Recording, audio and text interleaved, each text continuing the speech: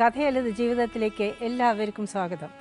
അമൃത ടിവിയും Kerala state legal services അതോറിറ്റിയും ഒന്നിക്കുന്ന ഈ പരിപാടിയിൽ ഇന്ന് നമുക്ക് നിയമസഹായം നൽകുവാൻ ഇവിടെ എത്തിച്ചേർന്നിട്ടുള്ള KELSA panel members, judicial member ബഹുമാന്യ judge Shri TV Mammootty, advocate member Shrimati Leena Jayasurya, സാമൂഹ്യ പ്രവർത്തകൻ ശ്രീ VK ജോസഫ്. എല്ലാവർക്കും സ്വാഗതം.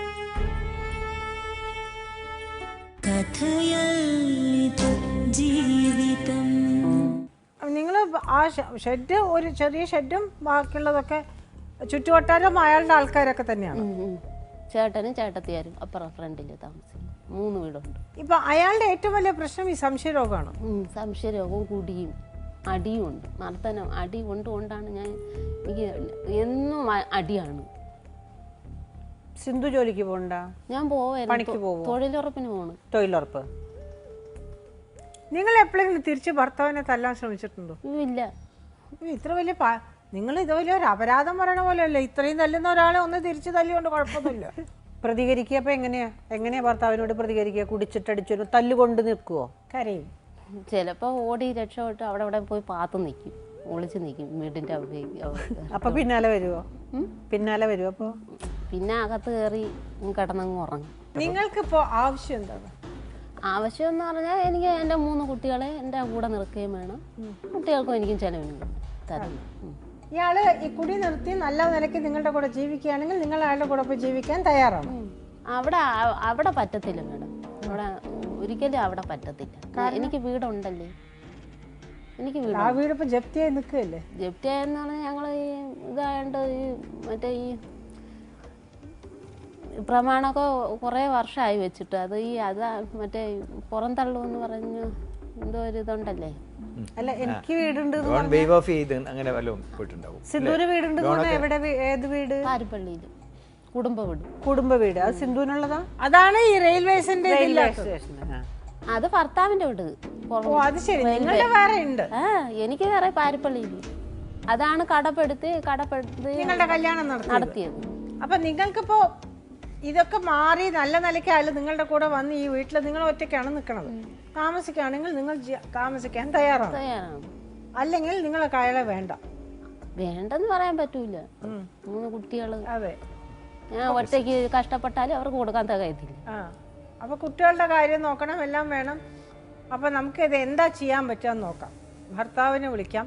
ഭർത്താവിന് എന്തൊക്കെയാണ് ഭർത്താവിന്റെ നിലപാടെന്ന് നോക്കാം. അയാൾക്ക് വേറെ ബന്ധങ്ങളുള്ളതായിട്ടോ വല്ലതും അങ്ങനെ നിങ്ങൾക്ക് സൂചനയോ അങ്ങനെ ഒന്നുമില്ലല്ലോ. അയാൾ കുടിച്ചാൽ മാത്രം നിങ്ങളെ തല്ലും, ഉപദ്രവിക്കും, നിങ്ങൾക്ക് പ്രശ്നങ്ങളാണ്, സംശയരോഗമാണ്. അല്ലെങ്കിൽ അയാൾക്ക് ഒരു പ്രശ്നവുമില്ല, അയാൾ നല്ലൊരു മനുഷ്യനാണ്, അധ്വാനിക്കും, കൊണ്ടുവന്ന് തരും, നിങ്ങൾ സുഖമായിട്ട് ജീവിക്കാൻ തയ്യാറാണ് അല്ലേ? നമുക്കപ്പോ എന്താ ഭർത്താവിന്റെ പേര്? ഷിബു വരും.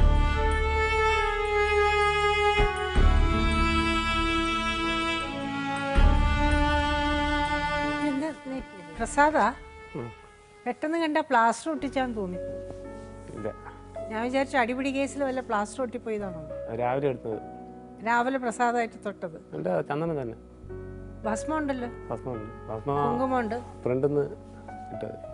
ഇവിടുന്ന കുങ്കുമുണ്ട്. കുങ്കുമം രാവിലെ ഇട്ടത്, മുകളിൽ ചന്ദനം, പിന്നെ ഇപ്പൊ ഇവിടുന്ന് ഭസ്മം. ഭയങ്കര ഭക്തിയാണല്ലേ? അതുകൊണ്ടാണ് ഇട്ടത്. ആരാണ് ഇഷ്ടദേവത? ശിവൻ. ഇവിടെ അടുത്താണ് പാറപ്പള്ളി അല്ലേ താമസം? ഞാൻ അകത്തുമുറി, വർക്കലേന്റെ അടുത്ത്. സോറി, ഇത് പാറപ്പള്ളി നിങ്ങളുടെ വീട്? പാരപ്പള്ളി. നിങ്ങൾ വർക്കലയിലാണ് താമസം? ഞാൻ വർക്കല അകത്തൂര് ദന്തൽ കോളേജ്. വർക്കല അതറിയാം. ആ പിന്നെ വർക്കലേൻ്റെ അടുത്ത് തന്നെയല്ലേ പാപനാശം? ആ അതെ അതെ. അല്ലേ? നിങ്ങൾക്ക് എന്താ ജോലി? ഞാൻ വണ്ടി ഓടുന്നു. ഓട്ടോ ആ അല്ലേ? അതെ. പിന്നെന്താ ഇടയ്ക്ക് കക്ക വറക്കാൻ പോകുന്നു? ഞാൻ വെളുപ്പാൻ രാവിലെ 4:30 മണിക്ക് കക്കയുടെ പണിക്ക് പോകും. വണ്ടി ഓടാതെ വണ്ടി അവിടെ കൊണ്ട് സൈറ്റിൽ കൊണ്ടിട്ടിട്ട് ഞാൻ കായലിറങ്ങി കക്കയുടെ പണി ചെയ്യും. ഇറങ്ങിയിട്ട് ഒരു 2:30 മണിയൊക്കെ ആകുമ്പോൾ വീട്ടിൽ വരും. 2:30-2:45 ആകുമ്പോൾ അത് കഴിഞ്ഞിട്ട് വന്നിട്ട് പിന്നെ ഓട്ടോ ഓടും. പിന്നെ ഓട്ടോ കുട്ടികളെ കുട്ടികളെ സ്കൂളിൽ കൊണ്ടുപോയി വിടും, എല്ലാം കഴിഞ്ഞിട്ട്. അപ്പോൾ സാധാരണ ഓട്ടത്തിന് പോയില്ല.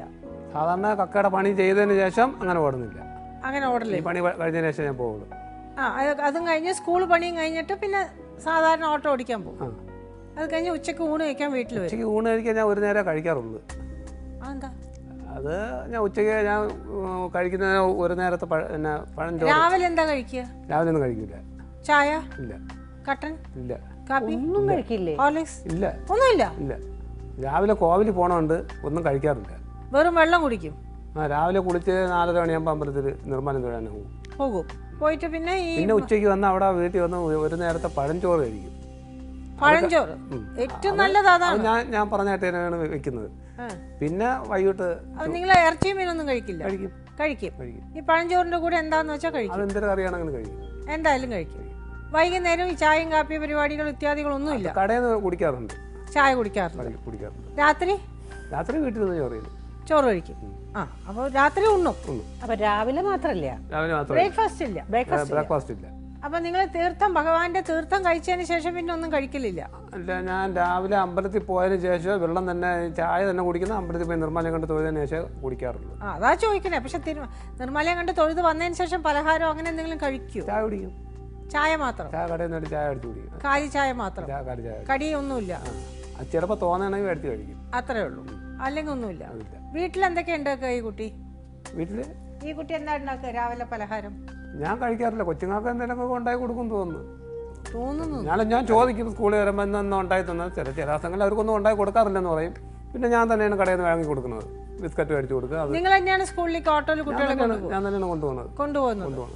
അപ്പോൾ കല്യാണം കഴിഞ്ഞ് നിങ്ങൾ ഇഷ്ടപ്പെട്ട് രണ്ടുപേരും പെണ്ണ് കണ്ടു, നാട്ടുകാരൊക്കെ കണ്ടു, എല്ലാവരും അങ്ങോട്ടും ഇങ്ങോട്ടും അന്വേഷിച്ചു, എല്ലാം കഴിഞ്ഞ് നിങ്ങൾക്ക് ഇഷ്ടപ്പെട്ട് തന്നെയാണ് കല്യാണം കഴിച്ചത്.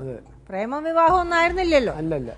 അപ്പൊ അങ്ങനെയുള്ള സമയത്തോ കല്യാണം കഴിച്ചപ്പോ തൊട്ടന്നെ പ്രശ്നങ്ങളാന്ന് പറയുന്നതിന്റെ കാരണം എന്താ? അത് അവർ ചോദിച്ചല്ലോ. കല്യാണം കഴിച്ചതിന്റെ നിങ്ങളോട് ചോദിക്കാൻ. കല്യാണം കഴിച്ചതിന്റെ പിന്നെ മറുപടി പോണതിന് മുമ്പേ വന്നെ അങ്ങോട്ട് ഇതിന് പ്രശ്നം തന്നെയാണ്. എന്തായിരുന്നു? തങ്ങളിൽ പിണക്കം. എന്ത് കാരണം പറഞ്ഞ പിണക്കം? അങ്ങനെ ഒരു പ്രത്യേകത ഒരു ഇതൊന്നുമില്ല. ഞാനും അവളോട്ട് അങ്ങോട്ട് ഞാൻ സംസാരിക്കും, അല്ലെങ്കിൽ അവള് ഇവിടെ എൻ്റെ കൂടെ നിന്നിട്ടാണ് പിണങ്ങി പോവുകയും ചെയ്യും. പിന്നെ കുറച്ച് ദിവസം അവിടെ നിൽക്കും. പിന്നെ അത് പോലീസ് സ്റ്റേഷനിൽ ഇപ്പോൾ ഏതാണ്ട് തന്നെ ഒരു 10-15 കൊല്ലത്തോളമായി കല്യാണം കഴിച്ചിട്ട്. ഇപ്പോൾ ഒരു 10-15-20 പ്രാവശ്യം തന്നെ പോലീസ് കേസ് വേറെയൊക്കെ ആയി. പോലീസ് കേസോ? വർക്കല സ്റ്റേഷനിൽ. എന്തിന്? അങ്ങനെ ഒരു അമ്മ ജീവിച്ചിരിക്കുമ്പോൾ കൊണ്ടുവന്ന് ഓരോ പ്രശ്നം ഉണ്ടായി എൻ്റെ കൂടെ വഴക്ക് കൂടി കൊണ്ട് കേസ് കൊടുക്കും. പിന്നെ ഞാൻ സ്റ്റേഷനിൽ ചെല്ലും. കുറച്ച് ദിവസത്തേക്കേ ഉള്ളൂ ഇതൊക്കെ. പക്ഷെ ഗ്യാസ് കൊടുക്കുന്നവരും കൊടുപ്പിക്കുന്നവരും മടയരാണ്. അല്ല, ഈ പിണങ്ങലിനൊരു കാരണം വേണ്ട? കാരണമൊന്നുമില്ല. രണ്ടോരും സംസാരിക്കും, മുഖത്തോളം മുഖം അത് പിണങ്ങിയിരിക്കും. അല്ല, ഷിബുവിന്റെ അർത്ഥത്തില് കാരണമില്ല. എന്താണ് ഇവരുടെ പരാതി? പരാതി അത് വായിച്ചേട്ടല്ലേ അറിയാം. അല്ല, അത് സ്റ്റേഷനിൽ വിളിക്കുമ്പോൾ അവര് പറയില്ലേ എന്താ നിങ്ങളെ കുറിച്ച് എഴുതിയിട്ടുള്ളത്, നിങ്ങളെ കുറിച്ച് പറയുന്നത്? ഇവിടെ യാത് പരാതിയാണ് തന്നെന്ന് പറഞ്ഞാലേ എനിക്കതിന് മറുപടി പറയാൻ പറ്റും. ഇവിടെ പരാതി തന്നത് ഇരിക്കട്ടെ, നിങ്ങൾ പോലീസ് സ്റ്റേഷനിൽ 3-4 പ്രാവശ്യം കയറി, 10-15 പ്രാവശ്യം കയറി എന്ന് പറയുന്നുണ്ടല്ലോ. ആ സമയത്തൊക്കെ അവിടെ എന്ത് പരാതിയാ ഈ കുട്ടി കൊടുത്തേന്നാണ് ചോദിക്കണേ. അതാണ് കുട്ടി ഇരിക്കല്ലേ. അല്ല, നിങ്ങൾക്കറിയില്ലേ കുട്ടി അന്നും ഞാൻ ചെലവിന് കൊടുക്കൂല. അങ്ങനെ ഒരു അമ്മ അന്ന് ജീവിച്ചിരിപ്പുണ്ടായിരുന്നു. അങ്ങനെ പല കാരണത്താലൊക്കെ ഇതിന് ഗ്യാസ് കൊടുത്തിട്ടുണ്ട്. മൂത്തത് 2 ട്വിൻസാണ്, ഇളയത് സിംഗിളാണ്. അവള് ഒരു 9 കൊല്ലത്തിന് മുമ്പ് വേറൊരു പ്രശ്നം ഉണ്ടായിട്ടുണ്ടായിരുന്നു. ആറ്റങ്ങ സബിൽ കിടന്നിട്ടുണ്ട് അവള്. ആറ്റങ്ങ സബ് ജയിലില്. അത് ചോദിക്കുമ്പോൾ പറഞ്ഞു തരും. കിടന്നിരുന്നു മാഡം. അതെന്താണെന്ന് പറഞ്ഞാൽ എന്നെ ഒരു കൂട്ടുകാർ ചതിച്ചതാണ്, അല്ല ഞാൻ സ്വയം പോയതല്ല. ഇങ്ങനെ അവരെ ബർത്ത്ഡേ ആഘോഷിച്ചുകൊണ്ടിരുന്നപ്പോൾ ഇങ്ങനെ പോലീസ് വന്ന് ഞങ്ങളെ അറസ്റ്റ് ചെയ്ത്. അപ്പോൾ വേറെ ഒരു ഒളിച്ചോടി വന്നൊരു ചെറുക്കനും പെണ്ണും അവിടെ ഉണ്ടായിരുന്നു. അത് എനിക്കറിയത്തില്ലായിരുന്നു ഇങ്ങനെ സംഭവം ഉള്ള എന്താണ്. അവരെല്ലാവരും എന്നെ ഉൾപ്പെടെ അറസ്റ്റ് ചെയ്ത് കൊണ്ടുപോയി. അത് ശരി തന്നെ. അത് എത്ര കാലം മുമ്പാ? അത് 2009. അതായത് കല്യാണം കഴിഞ്ഞിട്ട് കല്യാണം കഴിച്ച്, അതായത് ട്വിൻസുകൾ 2 എൻ്റെ കൂടെ ആയിരുന്നു. ഇവള് ഇപ്പൊ എൻ്റെ കൂടെ ഇവിടെ ഇരിക്കുന്ന ഇളയ കൊച്ചുണ്ട്. അല്ല കല്യാണം കഴിഞ്ഞ ഏത് കൊല്ലത്തിലാ? കല്യാണം കഴിച്ച 2002 തോന്നുന്നു. 2 പിന്നെ 7 കൊല്ലം കഴിഞ്ഞു. 9 ഈ സംഭവം. 2009. അത് വയനാട്ടിൽ 3 കുട്ടികളും ജനിച്ചു. 3 കുട്ടികളുണ്ട്. അന്ന് ഇളയ കൊച്ചിനെ കൊണ്ടാണ് പോണത്. ഈ ആറ്റയും അന്ന് പോലീസ് പിടിക്കുമ്പോ ഇളയ കുഞ്ഞ് കയ്യിലുണ്ട്. ജയിലിലും ഇല്ല, ജയിലിലല്ല. അത് പിന്നെ ജയിലിലാക്കാൻ നേരത്തെ കുഞ്ഞിനെ ഒരു അമ്മയുടെ കയ്യിൽ കൊടുത്തായിരുന്നു. പക്ഷേ ട്വിൻസുകൾ 2 ഞാനാണ് നോക്കിക്കൊണ്ടിരുന്നത്. ഇപ്പോഴും അങ്ങനെയാണ്. ഇപ്പോഴും 7ാം സ്റ്റാൻഡേർഡിൽ പഠിക്കുന്ന കുട്ടിയാണ്, സ്റ്റുഡൻസ് ആണ്. ഇപ്പോഴും ആ പരീക്ഷയ്ക്ക് കൊച്ചിനെ പിണങ്ങിയിട്ട് വിളിച്ചുകൊണ്ട് പോയിട്ട് ആ കുട്ടിയെ കൊണ്ട് പിന്നെ സ്കൂളിൽ എക്സാം എഴുതാൻ കൊണ്ടുവന്നിട്ടില്ല. അയ്യോ, ഈ പ്രായത്തിലെ കാര്യമാണ് പറയുന്നത്. കൊല്ലം പോയാ ഇപ്പൊ കൊല്ലം പോകും. പിന്നെ തോക്കത്തല്ലേ ഉള്ളു, വലിയ പരീക്ഷയല്ലേ എഴുതാത്തത്. ബാക്കിയുള്ള 2 കുട്ടികളെ ഞാൻ കൊണ്ട് പരീക്ഷ എഴുതിയിട്ടുണ്ട്. ഈ കുട്ടീനെ അത്ര ഇവിടെ കൂടെ കൊണ്ടു പോയി.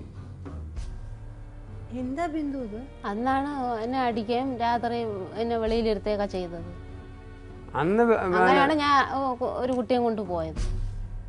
സാറേ അന്ന് രാത്രി കുടിച്ചിട്ട് വന്ന അടിയും സാറ് അഗ്നികാവടി ഒക്കെ കണ്ടിട്ടുണ്ടോ? പറവക്കാവടി കണ്ടിട്ടുണ്ടോ? ഇതിനെല്ലാത്തിനും നിൽക്കുന്നതാണ് ഞാൻ പറവക്കാവടിക്കും അഗ്നികാവടിക്കും ചെറിയങ്കിരി രാജരാജേശ്വരി ക്ഷേത്രം സാറ് കേട്ട് കാണുമല്ലേ? ചെറിയങ്കിരി അവിടെ എല്ലാ കൊല്ലം അഗ്നികാവടിക്കുള്ളതാണ്. ഈ പറഞ്ഞതിൻ്റെ അന്നത്തെ എന്ന് പറഞ്ഞാൽ എന്നെ കെട്ടി തൂക്കിൽ ഞാൻ നോമ്പായിട്ട് ഇരിക്കുകയാണ്. ഈ അടിച്ചെന്ന് പറയുന്ന ദിവസം, അതായത് വ്യാഴാഴ്ച ദിവസം ഉണ്ടോ, ശിവരാത്രി തലയും ദിവസം ഈ പോയ നോൻപെടുത്തിരിക്കുന്ന ദിവസം ഞാൻ നോമ്പാണ്.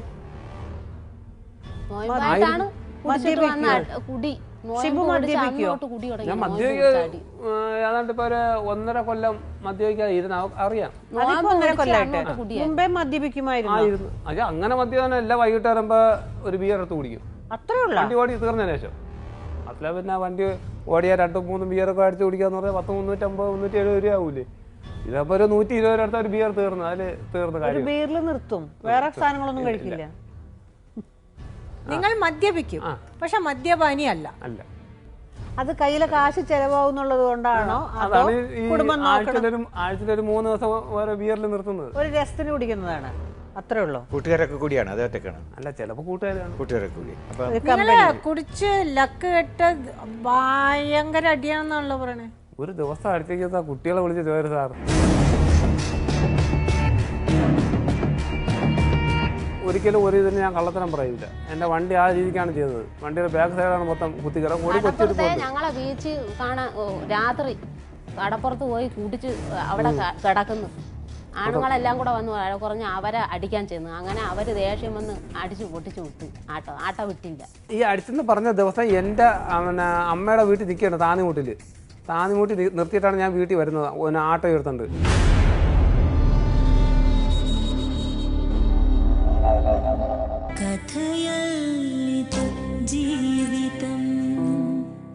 ഞാൻ അടിച്ചിട്ടില്ല എന്ന് പറഞ്ഞില്ല.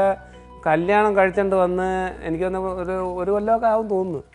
അന്ന് 2-3 പ്രാവശ്യം അന്ന് അടിച്ചിട്ടുള്ളത് തന്നെ. അതിനുശേഷം അടിച്ചിട്ടില്ല.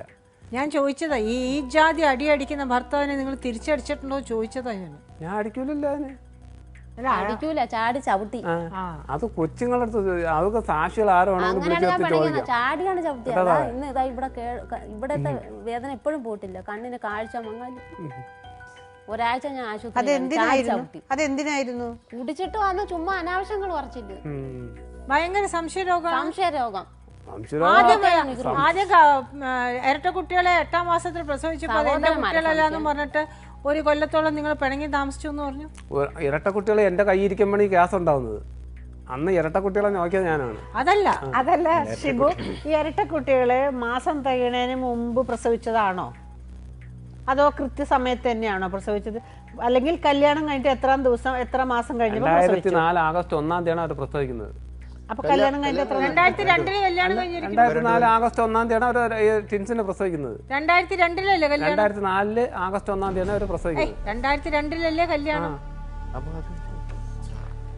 പിന്നെ 12 വയസ്സ് കഴിഞ്ഞ്. അല്ല, അവ 8ാം മാസമാണ് പ്രസവിച്ചത്. 8ാം മാസം ആ കുട്ടീനെ ഒന്ന് പെട്ടിയിൽ വിൽക്കുക അങ്ങനെ വല്ലതൊക്കെ ഉണ്ടായി?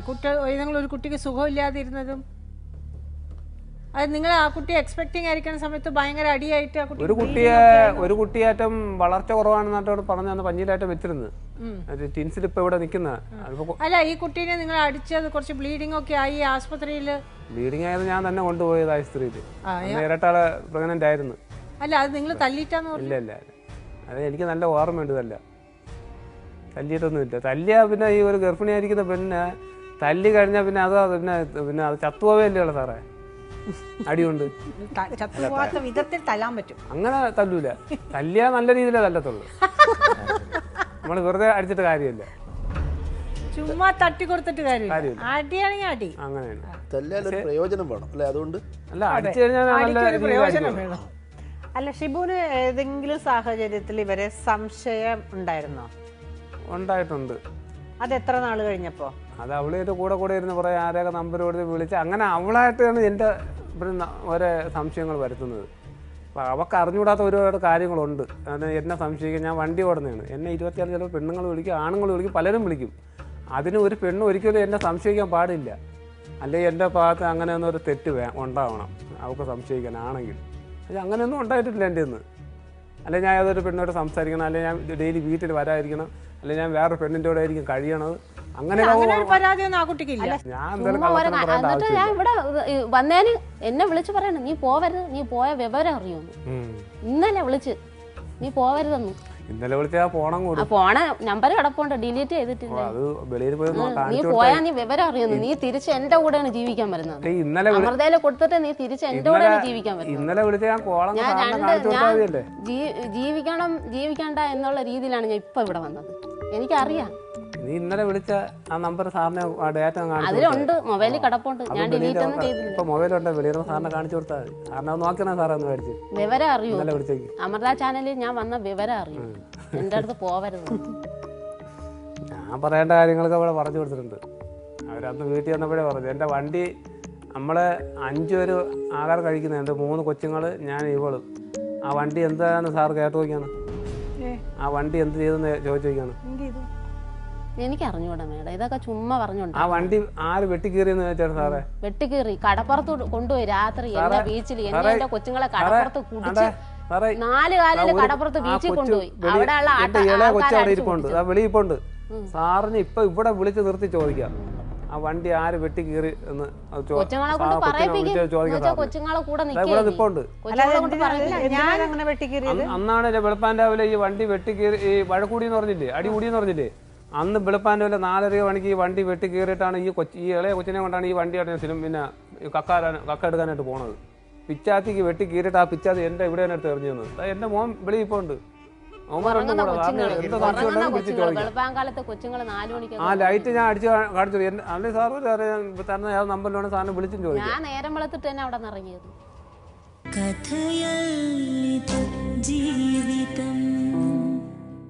ഒരിക്കലും ഒരു ഇതിന് ഞാൻ കള്ളത്തരം പറയൂല. എന്റെ വണ്ടി ആ രീതിക്കാണ് ചെയ്തത്. വണ്ടിയുടെ ബാക്ക് സൈഡാണ് മൊത്തം കുത്തിക്കറ കൂടി കൊച്ചിട്ട്. ഞങ്ങളെ ബീച്ച് കാണാൻ രാത്രി കടപ്പുറത്ത് പോയി കൂട്ടിച്ച് അവിടെ കിടക്കുന്നു.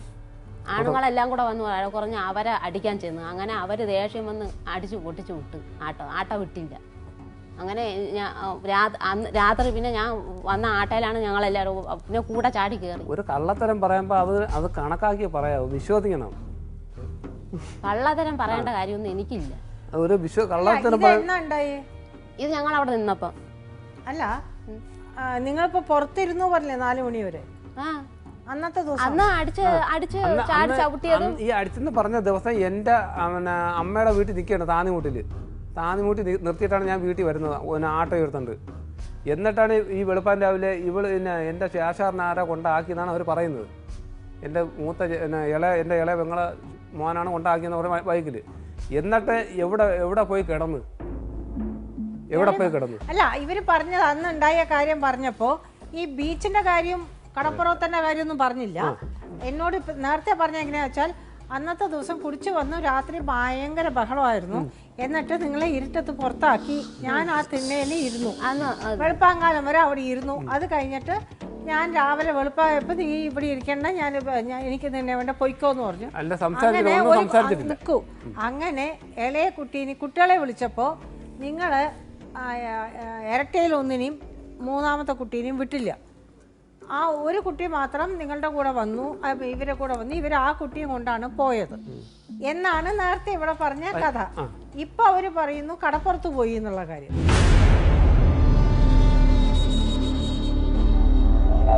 നിങ്ങളുടെ അഭിപ്രായങ്ങളും നിർദ്ദേശങ്ങളും ഞങ്ങളെ എഴുതിയും അറിയിക്കാം. വിലാസം: പ്രൊഡ്യൂസർ, കഥയല്ലത് ജീവിതം, Amrita TV, Edagramam, Karumam PO, Thiruvananthapuram 2. Email: ജീവിതം@amritatv.com.